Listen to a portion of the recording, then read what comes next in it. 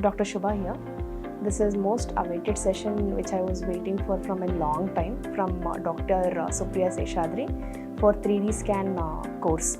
So the course is very much neatly planned, executed, and it is a small group wherein which it's hardly around 10 to 12 members with laptop based 3D format technology wherein which you can learn the whole thing in one day. And also it has been very interactive session, so it is easy to learn, ask your doubts, ask your queries.